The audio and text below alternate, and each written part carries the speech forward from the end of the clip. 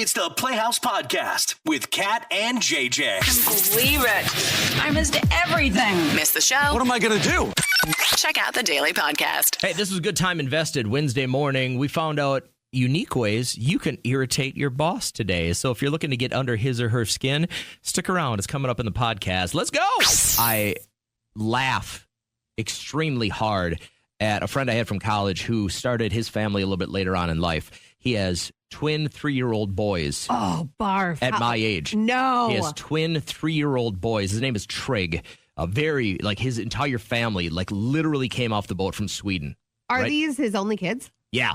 Okay. You said start his family. Okay. Well, started his family. Right. So they just started their family. He was 47. How old is she? She's, I don't know, mid-30s, late 30s. Okay. And he was just one of these guys that it was always amazing to me that he didn't have a wife, because he was like the most social guy, super just nice, career-oriented, didn't do bad for himself. But his 3-year-old sons have now found it extremely entertaining to hide his Apple Watch.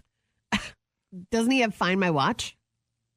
I guess, find you it? probably should, but to do that. But the thing is, if you do that, it just shows the location. Yeah. Like it's in his house. My nephew is big into that. He'll take both Dusty and Sarah's phones and put them somewhere. Like he's finding new creative ways. Normally you're like, I know where my kid hides stuff. He's dumb. He hides it in the same spot every time. This kid's very smart and he will find a new place. Well, he had every posted day. yesterday that it's difficult for him to find it all the time because kids are on a low level, right? Yeah. They see the bottom of the cupboard doors where you just see the upper cabinets and stuff like that. And so his sons find it just so entertaining to, whenever he takes his watch off, whether it's to get in the shower, whether to go to bed, they will find a way to sneak in, grab it, and hide it.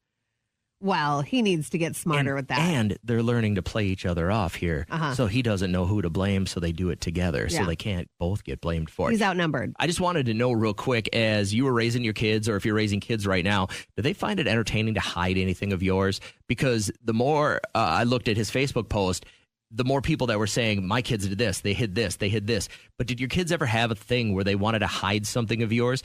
Hit us with a call or a text real quick. I'd be anxious to know what they were hiding and how long this lasted. There comes a time in our lives when we're like, I need or I want money. I don't know. It's usually 12, 13, maybe 14 or 15. The hard part is, even if you get that summer job, how do you get there? So unless it's within biking distance or it's convenient with mom and dad's travel routine to work, it's hard to get that gig. But did your mother or your father ever sign you up for a job and they just went, yep, my kid will be there Monday, and then you had to be there? Yes, and it was Bowers Berry Farm, and it was near our house. Most kids, it was kind of like, did you ever really have a childhood without working there? Like everyone worked there at one point in their life. Just 1 year, and then you were like, this is garbage, I'm out? Man, I lasted 2 weeks. I was 12. About to turn 13. It was awful. There were bugs everywhere. I had to pick strawberries, so then the people that would pay didn't have to go pick the strawberries. You remember what you were making? I was making strawberries, and it was not fun. My mom's like, oh, go work there. We get free bundles of strawberries. Go out there for an afternoon. Just Monday, chucking Wednesday, my kid Friday. into the workforce so I can have free fruit. Yes. And I remember coming home one day and I was like, this is not for me. I need to hustle so I don't ever have to do this again. But she signed me up for that. Tim had texted, my first job was as a paper boy, not my idea. My mom called the paper company and got me a paper route without consulting me. The papers just showed up at our house one day at 5 a.m. And I did the route until I was fired for not finishing my deliveries. Then I got the job I wanted. Dude, I had the same thing happen. I'd forget. Oh, this unlocked a crazy memory for me. So I was 8 maybe, and we had one of these, I grew up in a really small town, 2,000 people, and we had one of these Wednesday things that came in the mail all the time, and it was just it had a lot of the shop things, 3 bundles of hay, $4. You know what I mean? You could post your ad. Like a penny ad. saver? Yeah, kind of the same thing, right? And my dad knew the guy that ran our weekly newspaper. And this thing would come in the newspaper, but then every once in a while there would be a supplement that would come on a Saturday. And my dad said, yeah, my son will take this gig. And I had my little section of town. And what they would do is they would drop off 500 newspapers on the curb of my parents' house. My God. And I remember this was Saturdays during the summer, and I would get it, and they gave me a bag, like a hockey bag, to put all these in. And the first week, my dad got up with me at 5 a.m. on a Saturday, and I threw these things on people's doorsteps, or would have to go up to their doorsteps or plug them into their mailboxes at like 5, 6 a.m. And my dad drove me around. And then the second week, he said, you got to find a way to hook this up to your bike. I'm not doing this anymore. Did every house get a paper? Every house in the chunk of the neighborhood that I had, there was 500 of them. Oh, so like a quarter of our city, I delivered what was called the Golden Nugget to a whole bunch of people. And I couldn't find a way to strap this thing onto my bicycle, like a dirt bike. So I hooked a jump rope to the back of the seat. I tied it around the bottom of the seat, and I hooked it to a red wagon. Yeah. And I filled that bag as full as I could get it, and I put it in the red wagon, and I would drag it around, stop, put my kickstand down.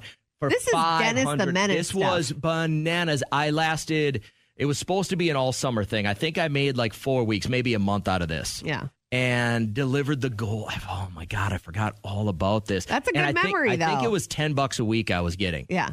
Could you even imagine having your kids face that same fate? That they would have laughed in your face. Gina says, my dad ran softball tournaments every single weekend in the summer when I was growing up, and he decided to make even more money by offering concessions. He would buy everything himself, make a huge profit. He had one employee. It was me. He told me the second day summer break started, I was in 6th grade. That was for 5 summers in a row. My daughter-in-law had the same thing. Her dad was very active in the baseball and softball community, so all their kids had to work concession stands at the little beehive there. Good morning to Stacy. My mom and dad made me sweep my uncle's car dealership on Sunday mornings. I didn't even ask for a job. I was just told to do it. I would have killed for that one. Never saw a penny. See, I don't think that's right. I feel like you should get paid. You don't pay people in goods like strawberries, but give them money, give them incentive to want to keep doing a good job for you. I got to go to my Uncle Jerry's farm. That was my dad arranged it. He just said it was a Tuesday morning during the summer. I was like 9. Yeah. And he said, get in the car. And I did. And he goes, no, you need pants. And I remember I put on jeans. Where are we going, Dad? Yeah, that was exactly it. We drove across the river, and all of a sudden we're there. And I'm like, oh, cool. What are we doing at the farm today? And he goes, you're baling hay. Woo. And he said, we'll see you on Friday. Wow. And wait, what? It's Monday. And so it was basically do that. And then my uncle would drive me in for baseball practice or baseball games at night. And it was just kind of like, you're here as hired labor. But I did get $100 a week. And when you're 9 or 10 years old, that's a good amount. That's a lot of money. So did your parents ever sign you up for a job? Maybe you didn't even want it. You didn't even need the money. But mom and dad were like, yeah, here's your new gig. What was it? Came across on my Facebook. I thought it was really impressive. These 2 girls that are science majors at Yale, they have developed this bracelet that you can just kind of dip into your drink. Let's say you saw this, and you go to the bathroom. Maybe you forgot to tell a friend to watch the drink. Even if you tell a friend to watch your drink, can you make sure that they're really watching your drink? If I'm a girl, I don't leave a drink behind anymore. It's a really good idea. Just take it, put it on top of the toilet paper roll area, but just keep it with you because you never know who's watching you, watching your drink. I think best policy is finish your drink and then go to the bathroom. Yeah, and some of these can happen on a first date. Yeah, you've been talking to someone on a dating app, but do you even know them? I want to know how, and they're passing these out on campuses all around the world. You know, they know how beneficial they are and just want to keep people safe. But how do you stay safe on dates? Is there something that you do that you are comfortable with, that maybe you give people the heads up? What is the way that you stay safe? And I bet maybe you have an idea that other people don't, and they can get it on their radar. So everybody stays safe in that scenario. All right, we're going to talk about it now. When it comes to the dating world, some people are like, oh, I showed up and they weren't as thin as I thought they were going to be from their profile picture. I mean, that is the least of your worries when you're meeting a complete stranger. And when I saw this pop up on my Facebook, I was like, these girls are pretty incredible. They both go to Yale. They're science majors. They have found a way to create these really beautiful bracelets. Like you'd wear them and they would go with any outfit, but you can just kind of dip part of the bracelet into your drink and it will tell you almost immediately if it's been tampered with. You take a take your straw, take a drop of whatever your drink is, Yeah. tap it on the bracelet, and it'll tell you whether it's been tampered with. Yeah, it'll detect any roofie, anything that somebody put in there to debilitate you, to have their way with you, and totally change your life. You know, sexual assault is a game changer. You don't trust anybody. Your body was violated. How do you get over that? This is for men and women, too. So they develop these, are giving away these on college campuses all across the world, and just keeping people safe and just kind of bringing safety to dating to the forefront. Good way to make some money and save some lives potentially. You know Yeah. what I mean? I think it's a great thing. So we know that in your dating history, the many Got men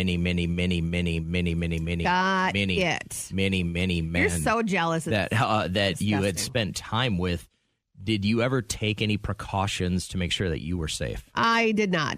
I was young. I was dumb. But, you know, my mom, I know she had these conversations with me, but it's like, you know, sometimes you just think you're invincible. And I would just trust the people I was with and leave my drink. And luckily, nothing ever happened to me. But Brenda had texted in. I had this conversation with my girls when they were in high school, because you never know when they're going to start partaking. But she says, meet in busy public places. Drive yourself or use a ride share, and then tell your friends your plans, share your live location too, just for that brief time. And then so people can figure out where you're at. It's a little bit, I think, of a better world right now when locations can be shared all the time, right? You should know where somebody's phone is. If you've got a watch or a Whoop or anything like that, you can share your location with somebody, right? And so even if you're in a bad spot and they take your phone or they throw it in the river or whatever, they can probably find you. So I think that makes it a little bit better. Do you remember, I think this was a few years ago, we had somebody on the same line as the bracelets, but they were selling coasters. And you could put one in your... We gave them away on our show. You could put them in your purse, and basically you just use it like a regular drink coaster. And if you come back from the restroom and you think maybe your drink has been tampered with, you put a couple of drops on the coaster, and it'll tell you whether there's a drug in it or not. There was actually a team of moms that designed that, but how often are you going to keep this like wet coaster in your purse? Probably I like the bracelet of, idea. Probably the same amount of time. Well, the thing's going to dry out, I would assume, but the same amount of time that you're going to bring a fabric bag with you to Aldi. You know what I mean? Right. Like, you're going to forget it. You're never going to bring it with. Or maybe you're always going to have it with. Sarah, how are we keeping ourselves safe here? Oh, my God. Well, I mean, besides, like, the mace and the, like, brass knuckles and all that stuff. That's amazing. All right. Yes.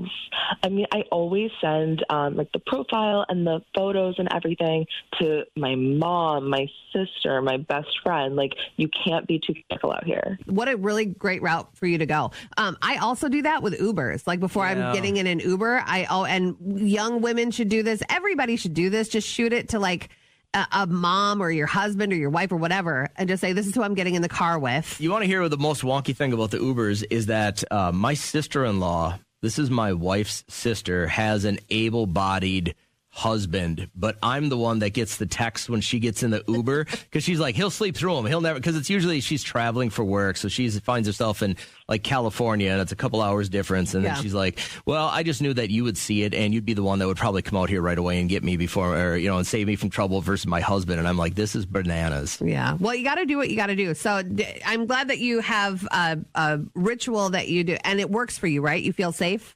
Yes. Are you reading any of these steamy romance novels right now? They're on a big comeback.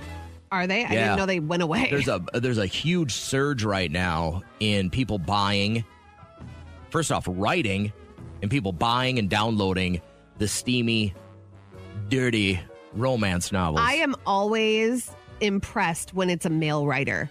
And they can get inside your brain. It's like, how did you do that? During our book club Christmas swap giveaway or gift giving or whatever in my book club, everyone gave those bookmarks where it's Jesus and he's looking around the corner. He's like, I see what you're reading. And it's so true. It's like you're praying the whole time you're reading, because you're just like, oh my God, I can't believe this is hot. My wife, a couple years ago, was just reading these back to back to back to back to back. And I'll tell you what, the reciprocal benefits on my end were very okay. Oh, okay. She was inspired. I was reading, just about the surge, and I was a little bit interested in this because I haven't read a book like for pleasure when I haven't been on an airplane for years. But over half of the women that read these things replace the main character with their husband and then act it out. Really? Yeah. So you are very lucky that it inspired her. Right. Because it could have gone the other way. Like, why the hell is my man not like this? So that's I think it's either one way or the other. It's like, why can't you be more like this guy in my book? She's 27 years into a marriage. I don't know if she's like gonna change me. Yeah. But if she just imagines me being someone else, I'm okay with that. Did she try to incorporate any scenarios like horseback riding? Oh, no. Will you jump off that cliff and save me? No, Ferris wheel? None of that happened. Oh. But I was very interested to see. And I'm just want to ask, if you're a female listening, are you reading any of the steamy, sexy romance novels right now? And what's the one you're reading? If you could recommend it to other women listening, because it might enhance their love life a little bit. Text us real quick, will you? You're into one of these dirty romance novels, and you think it's probably making your life a little bit better. What one would you recommend? Thursday morning, we don't have one. We've got 2 pair of tickets. Check out Tim McGraw, The Chicks, and Lady A at Target Field on Sunday night. So get up early, 6:30. You're going to get your opportunity to grab tickets Thursday morning during our live show as we get you back into the podcast now. Kat and JJ all up in here with a look at what's trending. So we all know if you leave food at your campsite, out, maybe on a picnic table, it's probably going to draw in big predators like a bear. You never think that it's going to be in your house. When your doors are locked, they'll get in. My sister started calling me at like 5 in the morning, and I answered the call, and she was like, bro, there's a bear, and it just walked out of your house, and it came down your steps. It came and looked at me dead in the eyes on my side of the yard. I'm a little sad over my KFC. Definitely don't leave your leftover KFC on the kitchen table. I would be devastated in an area where there's a lot of bears, I'm leaving nothing out. Everything is in the fridge or in a locked pantry or something like that. So I know with your dog, Addison, what makes her bark the most? Any FedEx? A human. A human. A human that is not myself or my wife or one of my children that comes on our property. That dog loses it. What about a vacuum? My mom's dog goes crazy when she vacuums. She has to put it in a kennel or it will like start scratching out all of its hair. Really? It's crazy. And so I saw this hack this morning. This woman, she had 2 dogs and they go crazy whenever she needs to vacuum. So what she did was take it out on the vacuum. She started hitting and spanking the vacuum and they were like, oh okay, yeah, take that.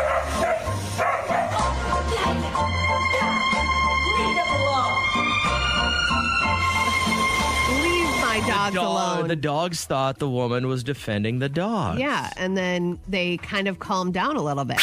Quick question. If I was to give you $100 right now to get something nice and special for your husband, what would you get him?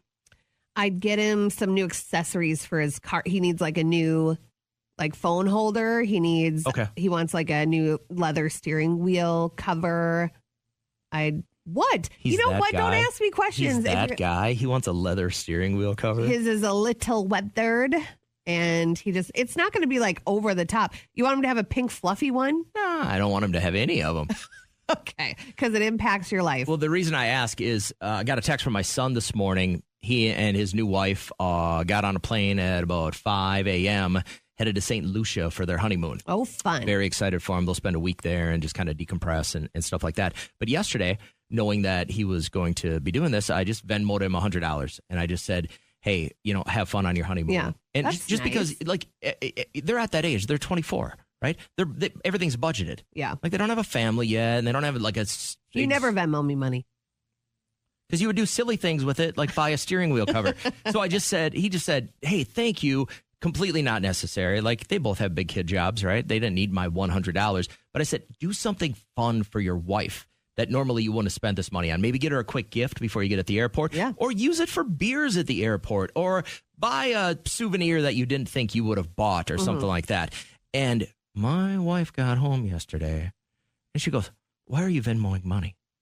And I said it was a gift to our kid. Yeah. And why was she upset about it? Because she was left out. Because I did it. Oh, why didn't you say this is from me and your mom? Well, he knows where the money comes from. She makes like 8 times what I make. Yeah, but you sending it from guy to guy, it's like, I got you, bro.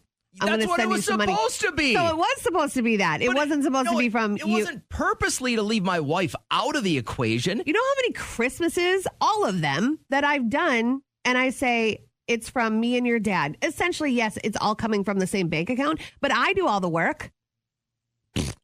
But I always put mom and dad, because it's the nice thing to do.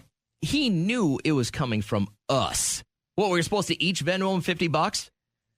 No, is you that say, the answer? Have a great time. Here's a little breakfast money or beer money. That's what I love said. mom and dad. Well, I didn't have to say love mom and dad. He knew who it was coming from. I was texting with just him. Obviously not, because he let her know dad sent No, me. you know how she found out? How did she find out? She was Venmoing our in-laws for something that we're working on in the future, and it came up on her scroll. Oh, okay. And she Even worse that she found out. Butthurt about that. I'm like, yeah, hold on. I do very few nice things for very few people in my life. I did one nice thing. This is what makes people like me not want to do nice things. Then go back to that, because your efforts were lost. I guess where I was going with this is, if we were to just give you $100 right now to do something nice for the person you love the most, what would you do with that $100? Now I'm excited to find out what he's going to do with it. And that's fine if they just had breakfast at the airport, whatever. But I'm hoping he gets her like a nice seashell bracelet or something that she wouldn't expect. Why do you need to know what he's going to do with the money? I don't. See, that's really tacky too. My mom will give me money, $100 in like a birthday card, and she'll go, "Don't spend it on groceries." I don't care what he does with it. I'm excited to find out what he does with it, like what his plan is, right? He's got free will, and he can do something really nice for his wife as a surprise, and I'm looking to see what that is. But if we were to just give you $100 right now, and it meant you were going to do something really nice for the person you love the most, what would you get them? What would you do with that money? It's Kat and JJ. All right, so I was listening to this audio from a former fast food worker and if you notice it now, you're going to say, okay, they heard this audio, but she's encouraging other fast food workers to give poor service because she understands why. If I'm going and getting fast food, I had better be getting horrible service. Because what do you mean you're making $14 an hour and you have to smile and be bubbly? I think not. Okay, I'll take my fries with a side of salt. Untuck your shirt until they pay you over $20 an hour. See, this person is an absolute lunatic, because this is how you learn a good work ethic, is a starter job like fast food. Now, if you've made this your career and you've worked up into management and stuff like that, or if you're just okay with making $15 an hour, fine. But I don't understand anybody encouraging anyone in any line of work not to do the best job they can. If you ever start from the bottom somewhere, you will make for great management, because you know how every level runs if you do it well at each level. And then most of the time, if you're a really great worker, you have ideas to make things better at a company. So don't just like sit there and be complacent. You know, there are ways to make money in every industry. And do you understand that if you do a good job, you might make more money? You just might. But Kelsey had texted, I said, who out there gets paid, a very small amount for what you do? She says, I get paid $16 an hour. Won't say where. I'm 27, still live with my mom, with my daughter. I'm a single mom, barely making it. So isn't that America right there in a text? Don't you think? Like, a lot of people are living that way, and it makes me very sad. But there are also ways to, when I finished college, I was $143,000 in debt, and I took my first radio job at $1,000 a month. And I didn't do the math at the time. I just married a girl that was going to make good money. Yeah. Because I think I would have probably been working till I was 173 to pay that off. Which with today's, modern medicine. Not married when she was paying for your... No, that was the thing. We were engaged, and she started helping with my bills. It was the student loan ones. And you got to remember, though, she was a sophomore in college. And no, check that. She was a junior in college, but she was working for Prince.